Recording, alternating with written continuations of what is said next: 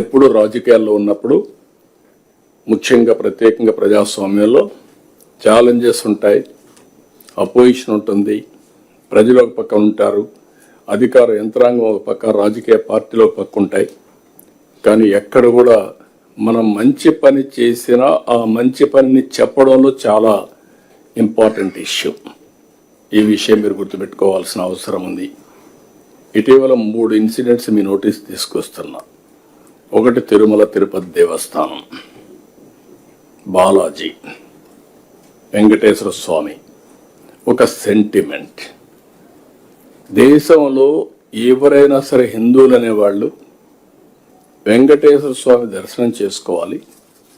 ఒకసారి కాదు, కొంతమంది as many times as possible దర్శనం చేసుకోవాలనేది ఆనవాయితీగా వచ్చేది.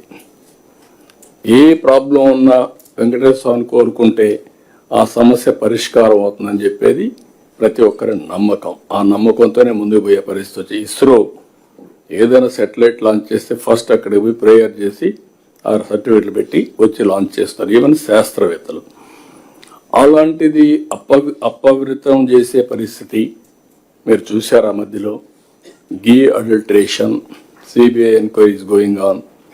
పరకామణిలో దొంగతనం జరిగితే సెటిల్మెంట్ చేయించే పరిస్థితికి వచ్చా. అంటే ఆ ఫర్మ్గా యాక్షన్ తీసుకోలేని పరిస్థితి వచ్చి సెటిల్మెంట్ చేసే దాన్ని సమర్థించే పరిస్థితికి వచ్చారు. నిన్న ఇటీవల కాలంలో పోలీసులు అప్రమత్తంగా ఉన్నారు కాబట్టి సరిపోయింది. కానీ అక్కడ తీసే మళ్ళా మందు బాటలు ఖాళీ బాటలు పెట్టి టీటీడీ అడ్మినిస్ట్రేషన్ ఫెయిల్ అయిందని పేపర్లో లేకపోతే టీవీలో సాక్షి ఇవన్నీ వేసేసి అక్కడి నుంచి భక్తుల మనోభావాలు దెబ్బతీసే పరిస్థితికి వచ్చా.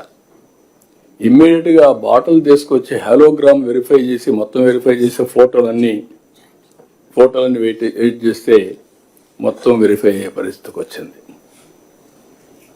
దానిపైన యాక్షన్ తీసుకుంటూ గగ్గోలు పెట్టే పరిస్థితికి వచ్చారు.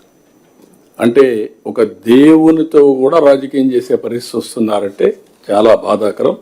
దీన్ని నేను చాలా తీవ్రంగా ఖండిస్తున్నా.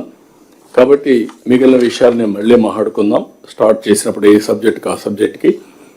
ఈ సంవత్సరం 25 one of the best year for all of us.